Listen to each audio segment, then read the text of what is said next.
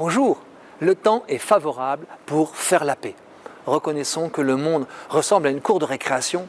Deux enfants en viennent aux mots, puis aux mains, on ne sait même pas pourquoi. Leur cœur crache de la haine, un coup part, un essaigne, ils roulent au sol. Un cercle s'est formé. Certains encouragent les combattants par plaisir de la violence. Et si d'autres prennent parti et descendent dans l'arène, la bataille générale est en vue. Mais voilà qu'un enfant, paisible, parvient à séparer les belligérants. Le spectacle est fini. Il reste l'esprit de vengeance. Comment faire justice à l'agressé? Chacun est persuadé que c'est l'autre qui a commencé. Comme l'embrasement est né d'une surenchère, la responsabilité est partagée.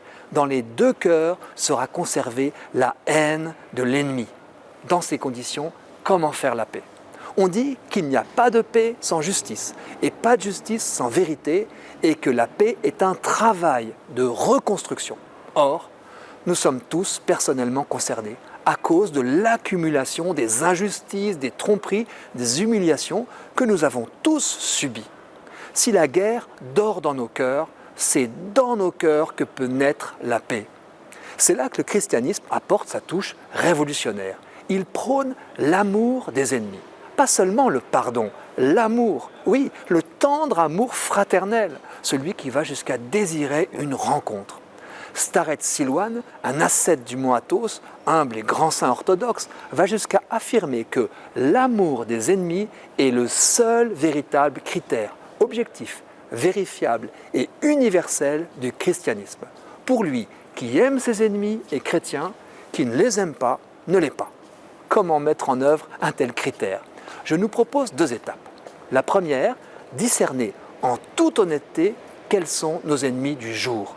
Inutile de chercher trop loin, ils sont souvent très proches. Ce sont ceux qui nous empêchent de vivre, dont la présence nous est désagréable, que nous adorons détester.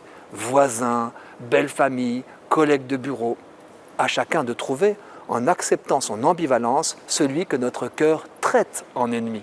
Il peut parfaitement se trouver parmi ceux que nous désignons sincèrement comme amis.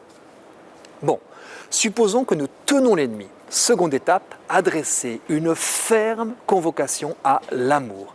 L'amour fraternel ne se dérobe jamais à une convocation.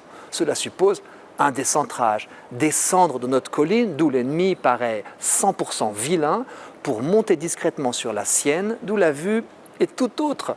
Nous y paraissons moins innocents.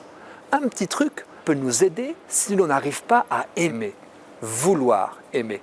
Et si l'on n'arrive pas à vouloir aimer, cultiver le désir de vouloir aimer. Vouloir aimer. Ça, c'est facile. La récompense viendra par surprise. Un jour, à l'occasion d'une rencontre avec l'ennemi, et par un geste, nous ressentons soudain jaillir du profond de notre être comme une source d'eau pure. Un élan de tendresse nous fait réaliser que notre ennemi est un frère bien-aimé. La paix a gagné le cœur. À la semaine prochaine.